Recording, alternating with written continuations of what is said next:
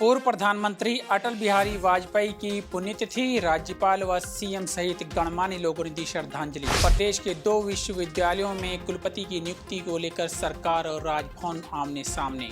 Chamba Bharmour NH पर लूणा के पास landslide, Manimahesh यात्रा पर जा रहे श्रद्धालु हुए परेशान। पांव बांध से छोड़े गए पानी ने मचाई तबाही, ब्यास नदी में समाये आशियाने और खेत। किन्नौर के यूला कांडा में जन्माष्टमी उत्सव के बीच दुखद हादसा, दिल्ली के 2 पर्यटकों की गई जान। सोलन में धंसने की कगार पर 4 लेन, ज्यादा गहरी और चौड़ी हुई दरारें, बड़े हादसे का अंदेशा।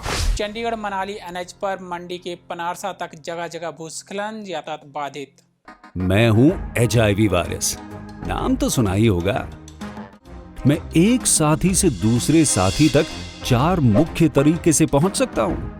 HIV संक्रमित व्यक्ति के साथ बिना कॉन्डम सेक्स करने से, एक ही सुई व सिरिंज का साझा उपयोग करने से, HIV संक्रमित खून चढ़ाने से और HIV संक्रमित मां से उसके बच्चे को। मेरे बारे में जानने के लिए 1097 पर कॉल करके सवाल किया गया।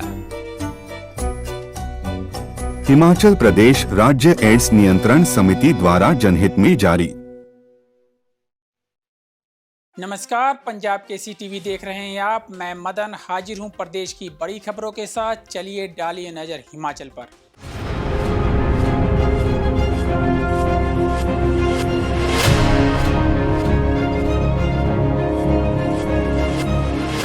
पहली खबर का रुख करते हैं। पूर्व प्रधानमंत्री अटल बिहारी वाजपेयी की पुण्यतिथि पर शिमला के रिज मैदान पर राज्यपाल शिव प्रताप शुक्ल और मुख्यमंत्री सुखविंदर सिंह सुक्खू सहित गणमान्य लोगों ने अटल जी की प्रतिमा पर पुष्पांजलि अर्पित की।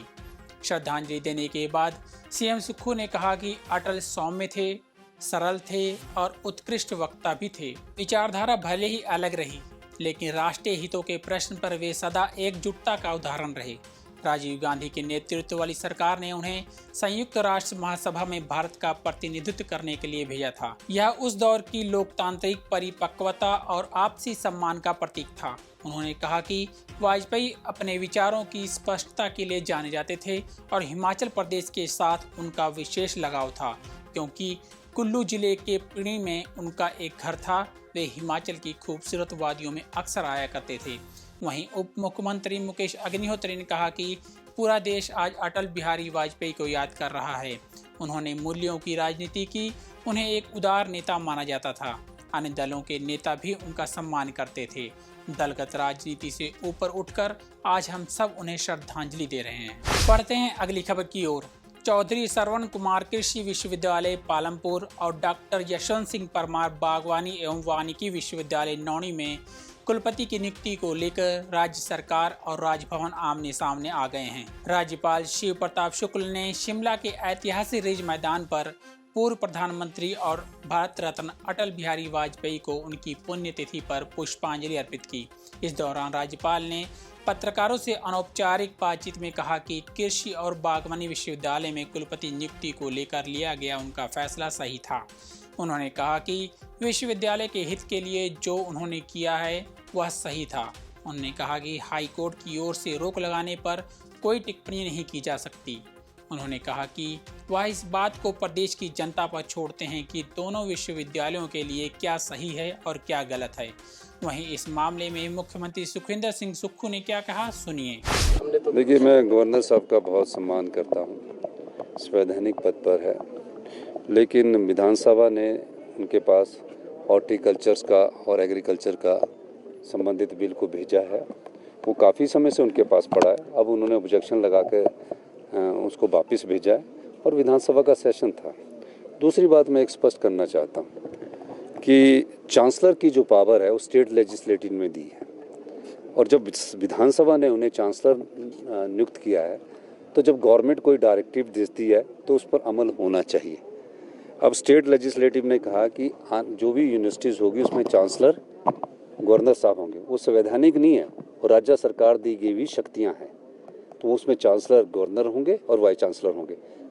कई यूनिवर्सिटी जैसे अटल मेडिकल यूनिवर्सिटी है, उसमें गवर्नर साहब को चांसलर की पावर स्टेट ने नहीं दी है। टेक्निकल यूनिवर्सिटी है, उसमें चांसलर की पावर स्टेट ने नहीं दी है।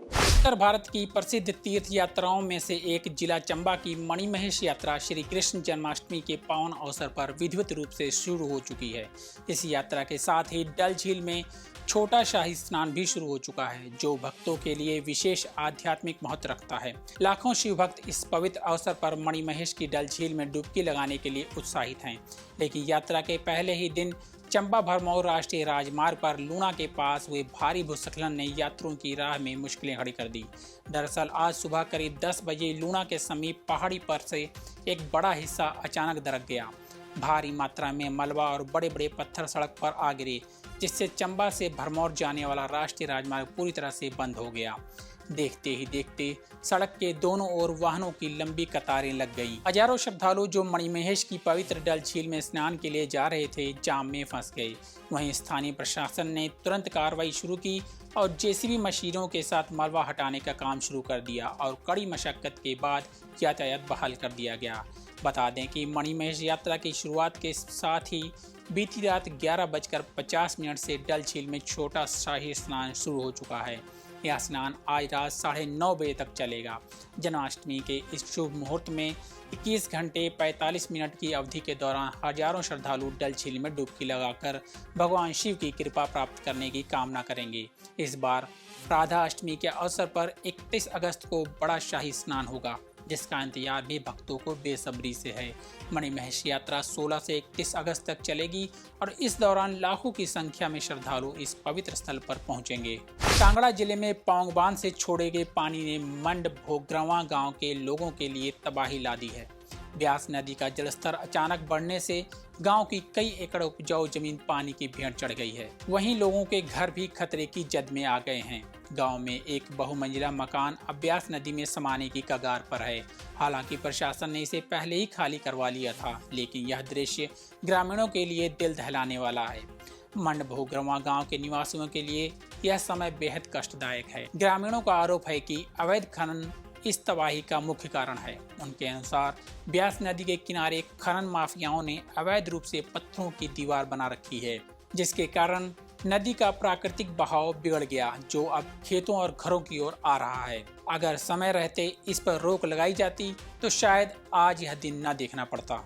किन्नौर जिले में स्थित यूला कांडा में जन्माष्टमी का उत्सव मनाने आए दिल्ली के 2 पर्यटकों की दर्दनाक हादसे में जान चली गई। यह हादसा यूला कांडा के पास यूल डंग नाले के निकट हुआ, जहां अचानक हुए भूस्खलन के दौरान पहाड़ी से पत्थर गिरे, जिसकी चपेट में आकर एक युवती और एक युवक की मौके पर ही मौत हो गई। इस हादसे के दौरान उनके साथ एक अन्य युवक भी मौजूद था, जो इस भयावह घटना से सदमे में है। हादसे का पता चलने के बाद स्थानीय लोगों और प्रशासन की टीमें तुरंत मौके पर पहुंची और शवों को मलबे के नीचे से निकालने के लिए रेस्क्यू ऑपरेशन शुरू किया गया।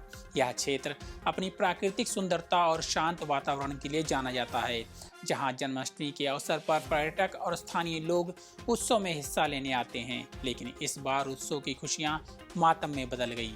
इस घटना ने न केवल पर्यटकों के परिवारों को गहरा सदमा पहुंचाया है, बल्कि स्थानीय समुदाय भी इस सदमे से स्तब्ध है। प्रशासन ने अन्य पर्यटकों से सावधानी बरतने और सुरक्षित स्थानों पर ही यात्रा करने की सलाह दी है। सोलन शहर के पुलिस लाइन क्षेत्र के पास बना 4 लेन एक बार फिर खतरे में है। बीते दिन हुई बारिश से इस सड़क पर पड़ी दरारें पहले से ज्यादा गहरी और चौड़ी हो गई हैं, जिससे अब इस हिस्से के पूरी तरह धंसने का खतरा मंडरा रहा है। स्थानीय लोगों का कहना है कि यह कोई नई समस्या नहीं है, बल्कि यह सड़क शुरू से ही मुसीबतों का सबब बनी हुई है। पहले भी इस सड़क पर हल्की दरारें दिखाई दी थी। उस समय प्रशासन ने आनन फानन में एक लेन को बंद कर दिया था ताकि कोई हादसा न हो, लेकिन अब बारिश के बाद हालात और खराब हो गए हैं। सड़क की दरारें इतनी बड़ी हो चुकी हैं कि कभी भी सड़क का हिस्सा धंस सकता है। स्थानीय लोगों और कुछ विशेषज्ञों का आरोप है कि सड़क बनाने वाली कंपनी ने निर्माण में भारी लापरवाही बरती। सड़क को मजबूत नींव देने की बजाय इसे कच्ची और कमजोर मिट्टी पर बनाया गया। इसके चलते सड़क बनाने के कुछ ही समय बाद दरारें पड़नी शुरू हो गई थी। सड़क धंसने से स्थानीय लोगों को अब अपनी जान माल की चिंता सता रही है। चंडीगढ़ मनाली नेशनल हाईवे यातायात के लिए फिर बंद हो गया है। मंडी से पनारसा तक अनेकों स्थानों पर भूस्खलन की घटनाएं होने से हाईवे बंद हो गया है। 9 मील जागर नाला, पंडोह डैम के पास कैंची मोड़, दयोड़, जोगणी माता मंदिर, द्वाड़ा फ्लाईओवर, झलोगी और शनि मंदिर क्षेत्र में भूस्खलन हुआ है। कुछ स्थानों पर नालों का पानी और मलबा हाईवे पर बह रहा है। हाईवे बंद होने के कारण बड़ी संख्या में वाहन और लोग फंसे रहे। लगातार हो रही बारिश मलबा हटाने के कार्य में बाधा बन रही है। मंडी जिले में पिछले 3 दिनों से लगातार बारिश का कहर देखने को मिल रहा है। हालांकि बारिश रुक रुक कर हो रही है, लेकिन इससे हाईवे पर भूस्खलन की घटनाएं लगातार हो रही हैं, जिससे लोगों को भारी मुश्किलों का सामना करना पड़ रहा है। आज के बुलेटिन में इतना ही। कल फिर मिलेंगे, तब तक बने रहिए पंजाब केसरी टीवी के साथ।